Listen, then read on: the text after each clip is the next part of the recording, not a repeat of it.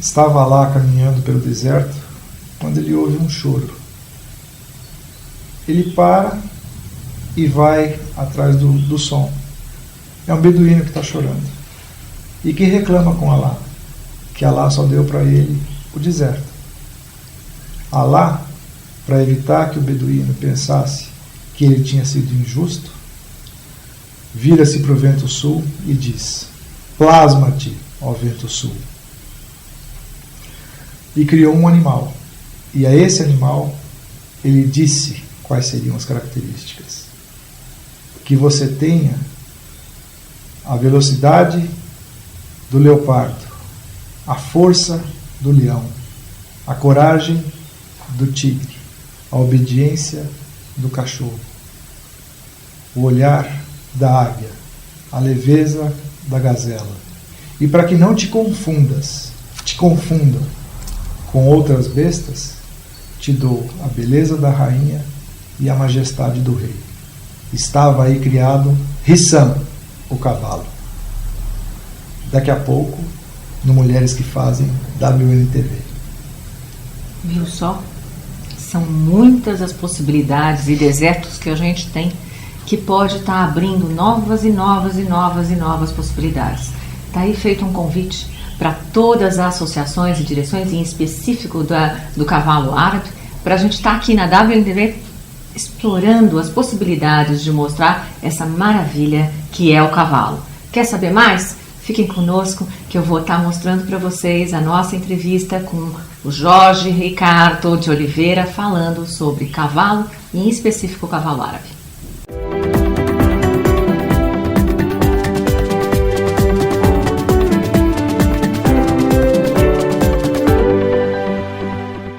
Olá, estamos aqui no Mulheres que Fazem, muito bem-vindos. Hoje no novo formato, nós estamos passando de 1 hora, como vocês sabem, para meia hora, sempre para estar modificando e trazendo o melhor em informação e bem-estar para você que está aí. Então, essa é a primeira, mas vão vir algumas outras mudanças aí até o final do ano, como eu disse, inclusive, né, para vocês todos aí no início do ano.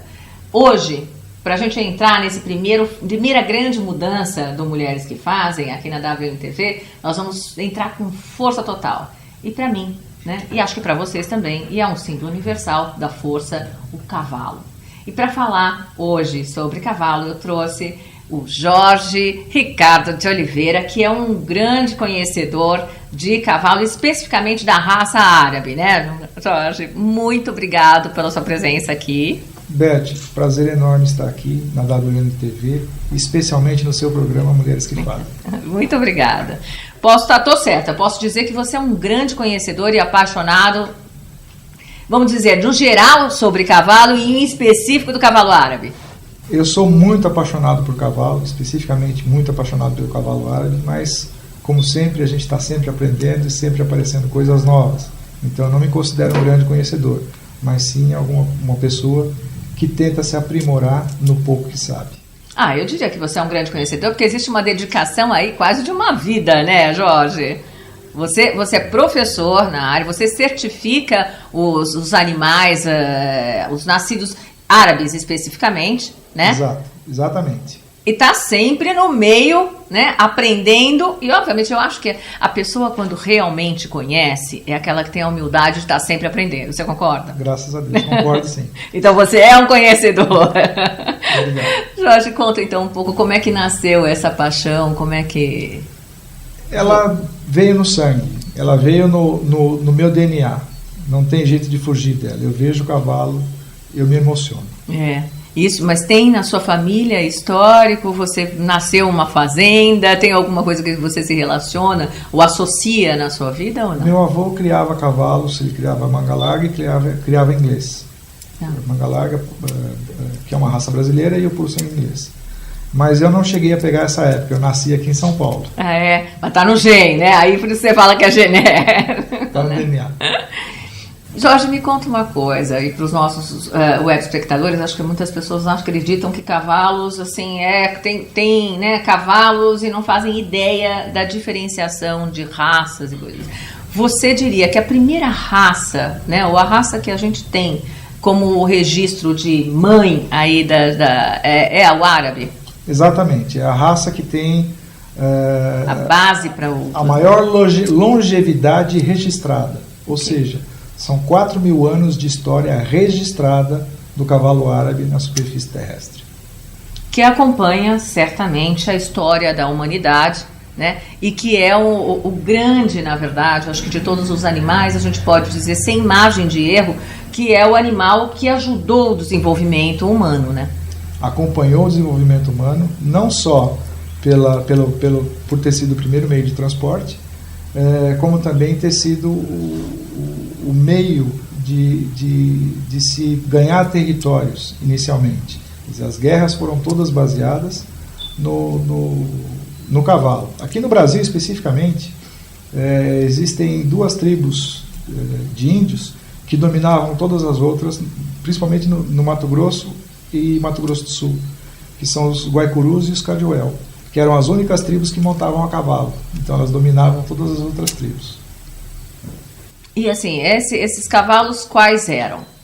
As tribos eram essas, e os cavalos? Esses cavalos basicamente foram trazidos por portugueses e espanhóis para o Brasil. Mas o mais interessante é que todas essas raças que vieram para o Brasil, elas são originárias do árabe. Não só as que vieram para o Brasil, a gente pode dizer, acho que de uma maneira geral, não? Sempre tem uma pincelada do gen árabe? Sempre tem uma pincelada. O árabe é a mãe de todas as raças. Pelo menos o que se sabe do que você está dizendo, se há 4.000 anos nós temos esse registro, né? Se não tem um outro animal, uma outra raça, desculpa, que tenha registro, certamente é aonde vai ter a referência. Exatamente, né? O árabe é a referência para todas as outras raças. 1863, se não me engano, foram feitas as primeiras importações de cavalos árabes para o Brasil. E elas foram feitas para se melhorar os cavalos que já existiam aqui, que foram trazidos pelos portugueses e espanhóis. Então, 360 anos depois do descobrimento do Brasil, se trouxe o árabe para melhorar aquilo que já existia. Nós temos aí inúmeras, né, raças, mas assim, você diria que as principais e as básicas dá para a gente preencher em 2 mãos ou não? São mais?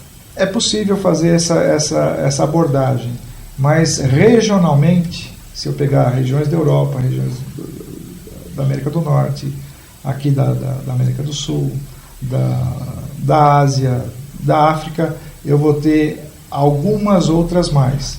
Mas as mais difundidas hoje pelo mundo são a raça árabe, a raça quarta de milha, puro sangue inglês, manga larga?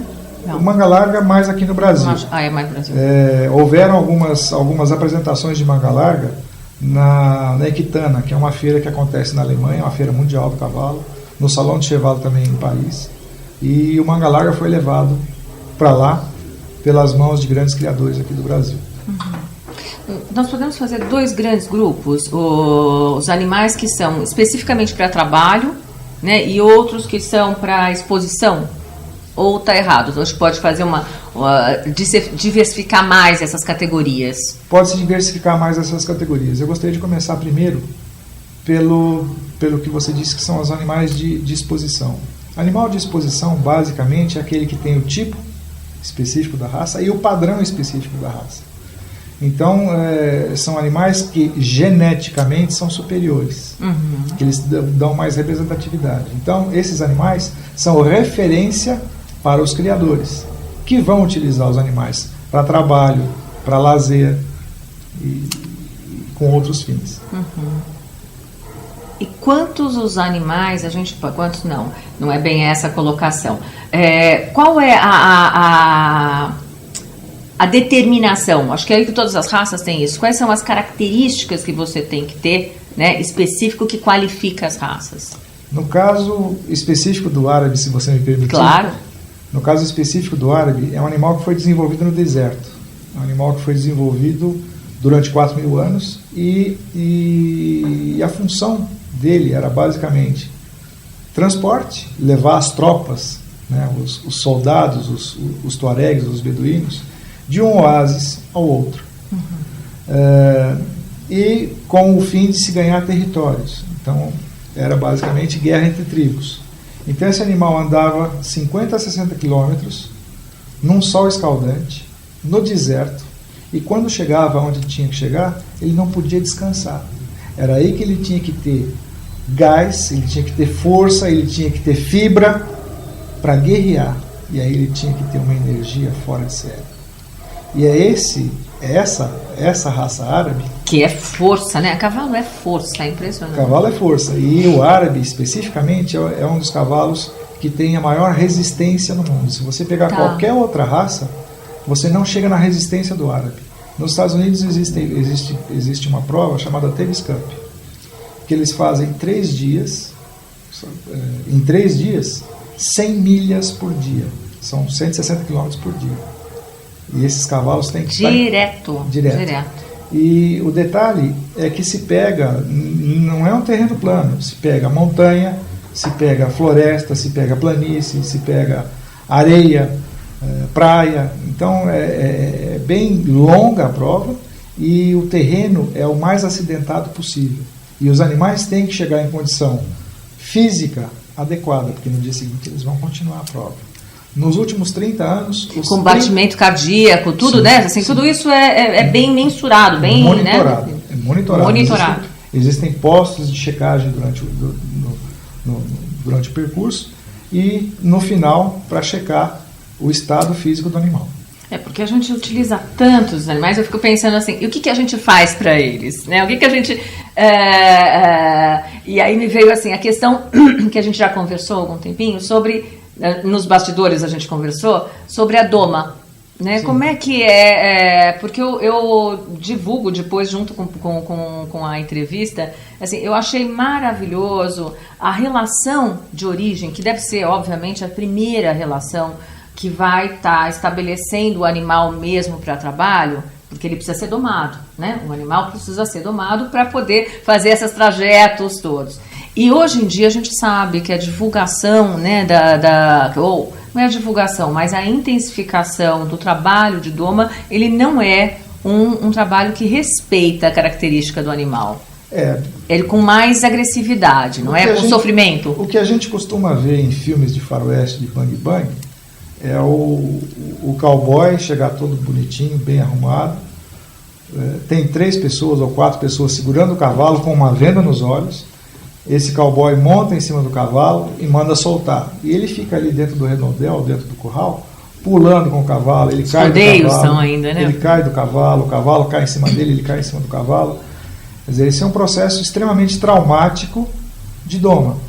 E o que o pessoal começou, as pessoas que trabalham com isso começaram a perceber, é que quando você cria um trauma no animal, você não tem um amigo, um companheiro. Você tem alguém que, por um motivo ou por outro, vai te machucar ou vai se machucar lá na frente, porque ele tem o trauma. Isso vale para o ser humano, tá? Fala-se muito hoje em doma racional. A doma racional é basicamente fazer uma análise do indivíduo, do animal, do cavalo, e tentar se aproximar desse cavalo, em primeiro lugar, com respeito, para que aí sim dê a chance de se criar o amor.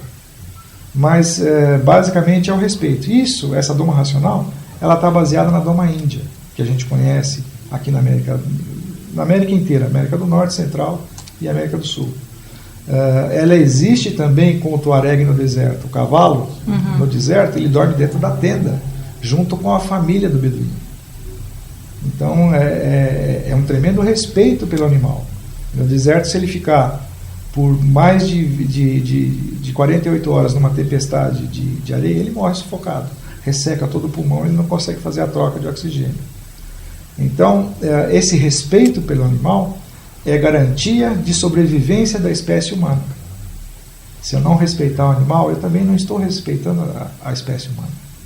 Eu concordo plenamente, né? E digo mais, assim, procurem ver, isso é muito interessante, porque e eu acho que a origem, né? A gente falou de respeito e falou do feminino e da mulher e da questão de poder olhar, né, o amor, o contato e esse respeito, porque essas domas são feitas até com contato físico, né? Com sussurrar, com uma estimulação afetuosa, e o cavalo se entrega. E é interessante quando você fala de trauma, porque mesmo assim, né, mesmo com essa doma que é mais agressiva, tal, o animal, e hoje em dia a gente vai até trazer aqui para conversar, mas existem trabalhos fantásticos, lindíssimos terapêuticos com o cavalo, porque ele até mesmo traumatizado, ele consegue, né, isso me veio muito agora, assim, discernir, porque trabalhos com crianças especiais, né, a ecoterapia, a equinoterapia, desculpa, ecoterapia é o termo correto,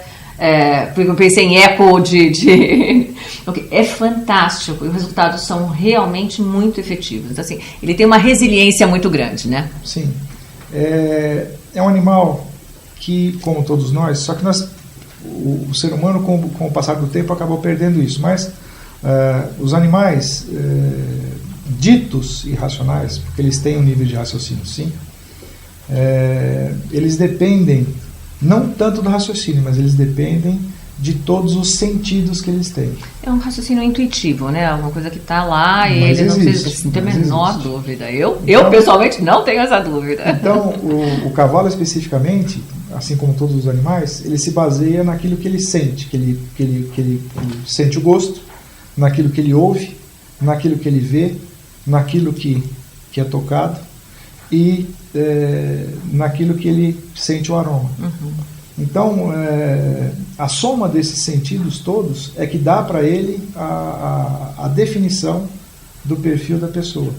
No caso da ecoterapia, é ecoterapia não só para a criança que tem ali um problema motor ou alguma coisa que precisa relaxar. Eu conheço nesse sentido e assim, atesto que é efetivo, né? Sim, é efetivo. Extremamente efetivo. Existe até a associação mundial, existe a brasileira, mas existe a mundial de ecoterapia. Então o cavalo ele se baseia muito nisso e na energia que ele sente das pessoas. É terapia para quem está montando, mas é terapia para o cavalo também. Um animal relaxado, um animal calmo, um animal tranquilo, ele vai dar uma resposta para quem está montando, ele vai dar uma resposta muito mais positiva. Estímulo positivo, resposta positiva. Energia positiva, energia positiva. E os animais sabem reconhecer isso como ninguém. Especificamente, a gente fala muito, né, dos animais domésticos, mas assim, a gente abrem os olhos, assim, dê uma olhada, realmente comecem a observar como os animais selvagens têm da mesma maneira. Não domesticado, mas ele precisa ser mais respeitado. Não saiam daí, porque nós vamos estar dando um intervalinho, já voltamos e vamos falar da mulher e o cavalo. Você conhece muito o cavalo, a gente falou um pouco dessa questão da relação com o homem e a descoberta e o desenvolvimento, mas tem muito a se falar sobre a mulher e o cavalo. Até já!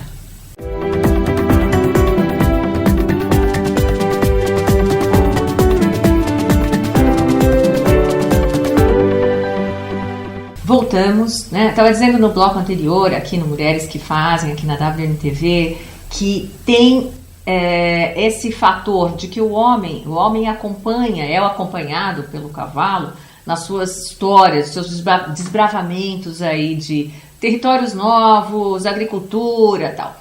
Mas tem, né, as éguas. E nós vamos falar agora um pouquinho, Jorge, como é que é a origem. Se a gente pegar a origem aí, né, assim,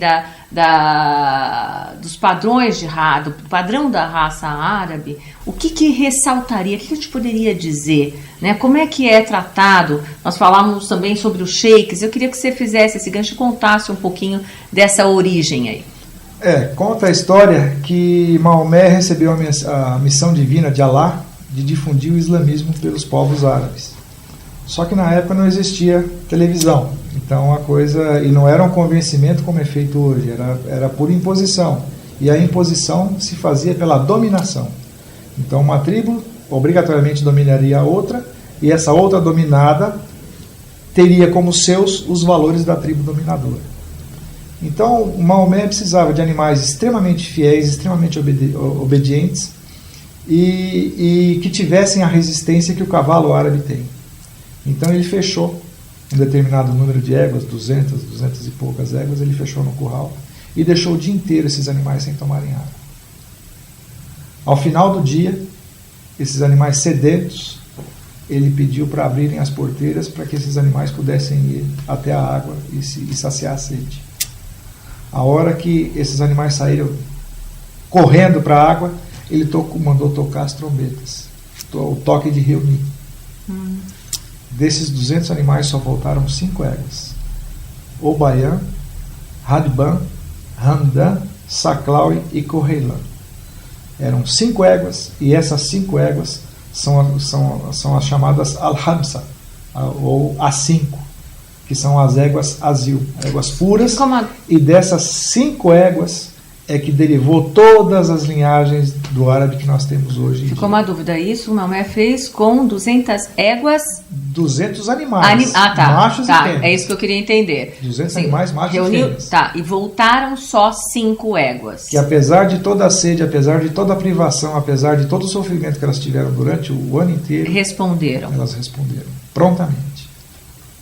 E aí nós temos, além disso, né, quer dizer, isso eu acho que é um fator super importante, mas o outro, obviamente, é a questão de ser a égua, assim como na raça humana, né, é que vai ser a progenitora de novas linhagens. Vai ser a genitora.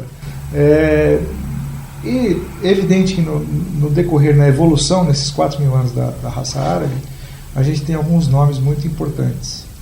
Eu gostaria de destacar principalmente o nome das mulheres. Lady Anne Blunt, que era neta de Lord Byron, uma inglesa, ela recebeu o título de 15ª Lady Wentworth.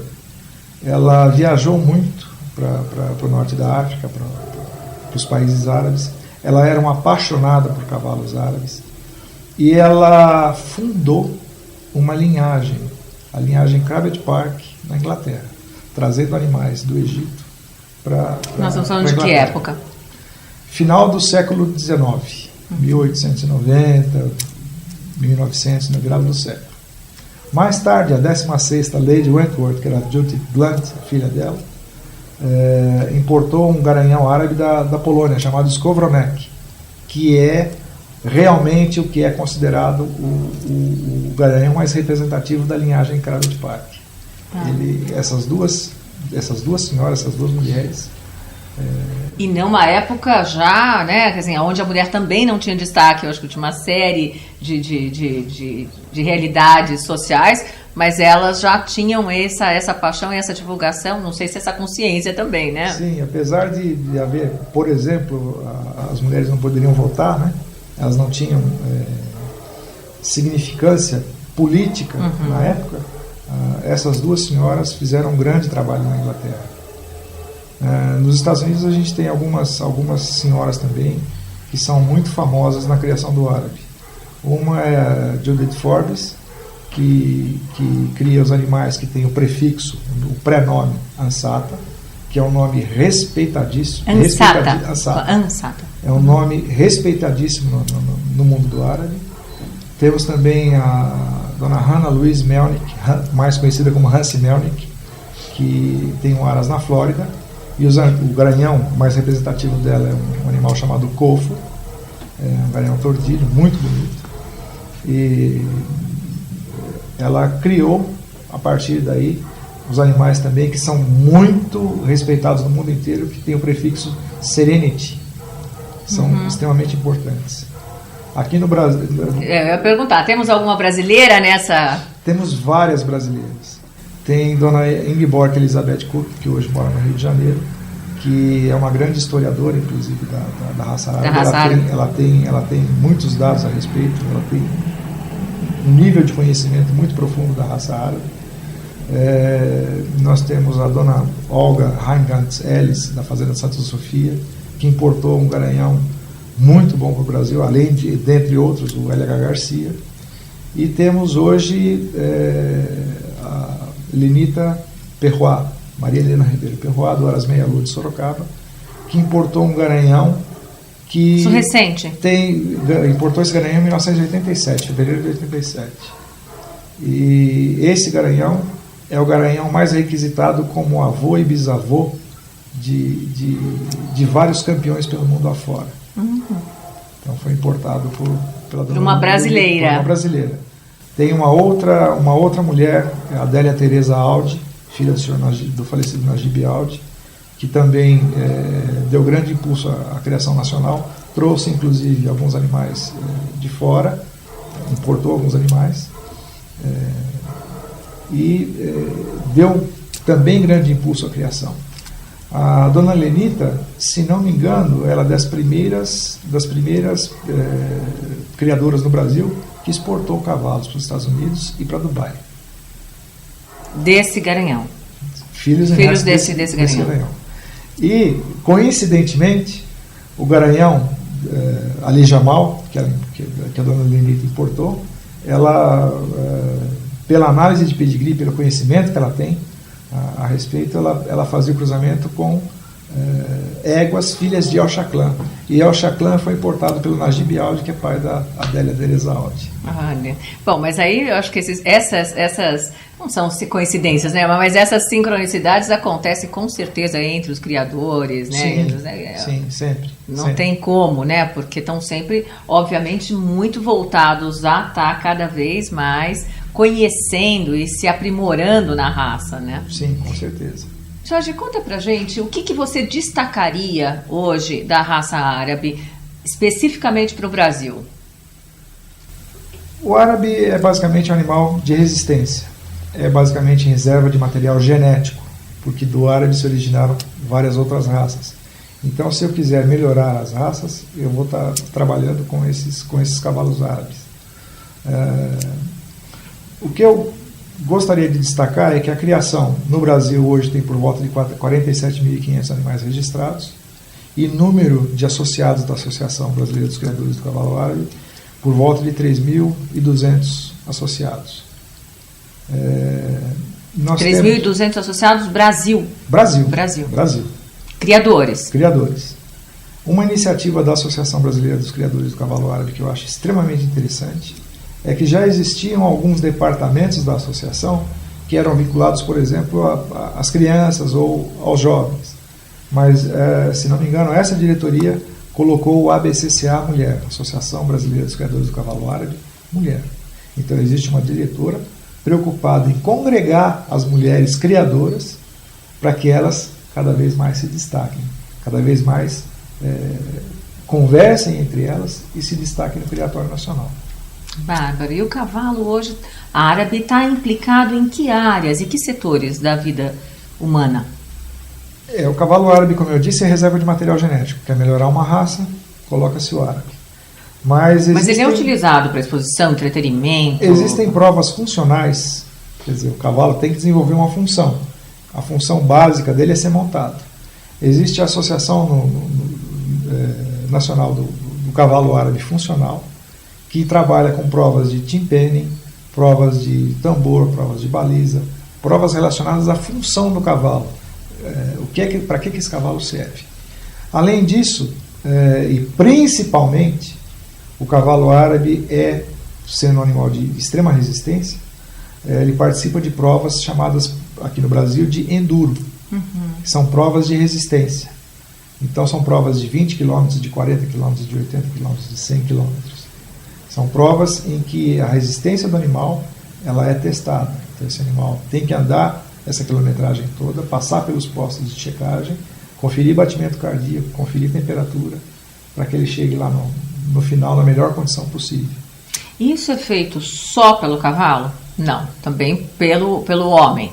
Como é que você precisa do preparo para estar? Qual é o preparo que o criador ou quem gosta de participar dessas provas precisa ter? Basicamente, ele tem que ter ou uma infraestrutura própria ou utilizar a infraestrutura de algum outro ARAS ou de um centro de treinamento. Ele tem que ter os animais e, a partir daí, começar a treinar esse animal dele em distâncias mais longas. Ele vai começar com distâncias curtas e vai ampliando isso para distâncias longas. Mas, basicamente, ele tem que ter o material genético adequado, ou seja, o cavalo certo para enduro, que é o árabe. Ele tem que ter a infraestrutura e ele tem que ter o manejo correto. E o manejo é como é que eu vou lidar com esse animal, como é que eu vou domar esse animal, o que é que esse animal está comendo, o quanto ele está comendo, é adequado para a condição em que ele vai ser utilizado, que é uma condição de extremo desgaste físico. Ele tem que ter a musculatura treinada para isso, mas ele tem que ter a estrutura muscular construída para isso. E isso se faz com a genética, com o manejo e com a instalação. E obviamente, assim, também tem que ter o conhecimento de qual é o batimento cardíaco, qual é, isso tem etapas no cavalo árabe ou não? Ele tem que fazer manter um batimento toda a prova? Não, o batimento cardíaco, evidentemente, como a gente, quando faz um exercício, o nosso batimento normal é 80, chega a 120, 140, 150, em atletas pode chegar até mais do que isso. O cavalo, por ser um animal maior, ele tem um número de batimentos cardíacos por minuto menor. Um beija-flor, por exemplo, o coração bate 300 vezes por minuto. Né? E é um animal pequeno. Então ele bate muito rápido. O cavalo varia de 34 a 38 batimentos por minuto. Então, o cavalo, depois dessa prova toda, ele tem um determinado tempo que ele fica parado. A partir do momento que encerrou a prova, é dada uma ducha no animal, ele fica... e aí é determinado pela comissão de prova, ele fica um determinado tempo em repouso, que é 10, 15 minutos, pode chegar até meia hora, depende da prova, e ele tem que voltar ao batimento cardíaco mais próximo do batimento original antes dele sair. Então, a checagem é feita na saída e na chegada? Na saída e na chegada. Existem postos também no meio, durante o percurso, para também checar esse batimento, que ele vai subir.